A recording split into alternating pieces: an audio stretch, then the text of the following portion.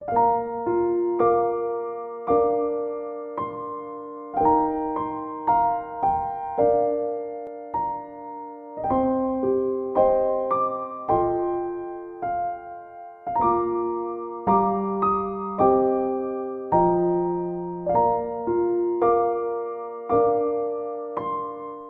pagi Bapak Ibu Saudara-saudari yang dikasihi Tuhan.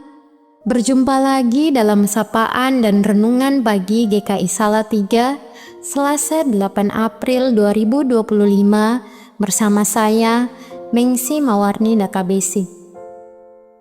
Sebelum mendengarkan firman Tuhan, mari kita berdoa untuk memohon pimpinan Tuhan. Mari kita berdoa. Selamat pagi Tuhan, kami bersyukur atas setiap berkat kehidupan yang Engkau berikan kepada kami, sehingga di pagi ini Engkau masih menjaga dan membangunkan kami. Bapa, sebelum kami melakukan setiap aktivitas kami akan mendasarinya dengan sabda kebenaran-Mu. Karena itu, mampukanlah kami untuk dapat memahami dan mengerti akan firman yang akan kami renungkan. Ini doa kami, dalam nama-Mu saja kami berdoa. Amin.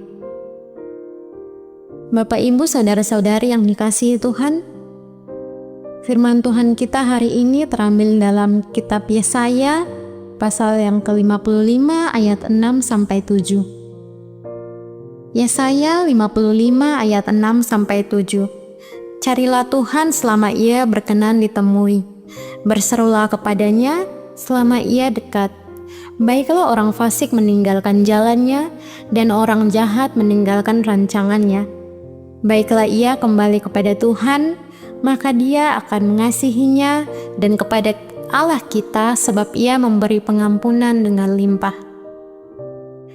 Tema kita pada pagi hari ini yaitu pertobatan yang sejati, di mana ayat ini merupakan seruan kepada kita, umat manusia, untuk bertobat, mengakui setiap kesalahan yang kita perbuat sebelum terlambat.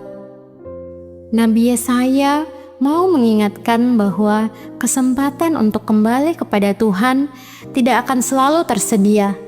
Tuhan bukan hanya menunggu, tetapi Ia juga mendekat kepada kita, memberikan kesempatan kepada setiap kita untuk mengalami kasih dan pengampunan-Nya. Dalam ayat yang kita baca dan dengan tema pertobatan yang sejati, mau mengajarkan kita bahwa pertobatan yang sejati yaitu kesempatan untuk bertobat yang harus segera kita respon. Tuhan mengundang kita, memberikan kesempatan kepada kita untuk mencarinya selama Ia berkenan ditemui, dan berseru kepadanya selama Ia dekat.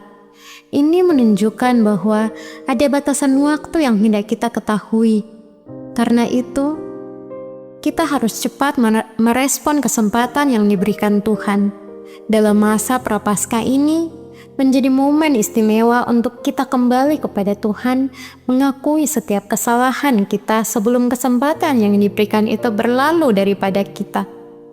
Pertobatan yang sejati yaitu meninggalkan jalan yang salah dengan sungguh-sungguh, di mana pertobatan yang sejati tidak hanya berkaitan dengan pengampunan dosa saja, tetapi harus ada perubahan yang nyata dalam kehidupan kita.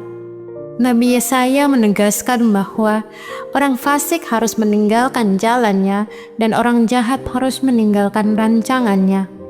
Ini berarti kita harus dengan sabar, dengan sungguh-sungguh untuk meninggalkan segala kebiasaan buruk yang kita lakukan yang membuat kita menjauh dari Tuhan. Pertobatan yang sejati yaitu Allah yang selalu mau mengampuni kita dengan limpahnya.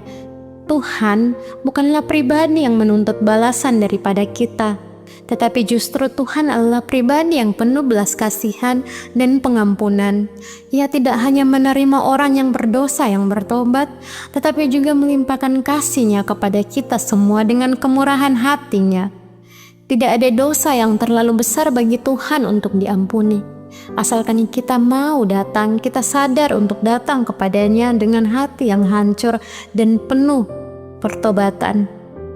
Dalam masa prapaskah ini, Sudahkah kita benar-benar mencari Tuhan dengan sungguh-sungguh? Apakah masih ada kebiasaan buruk yang kita pelihara dalam kehidupan kita?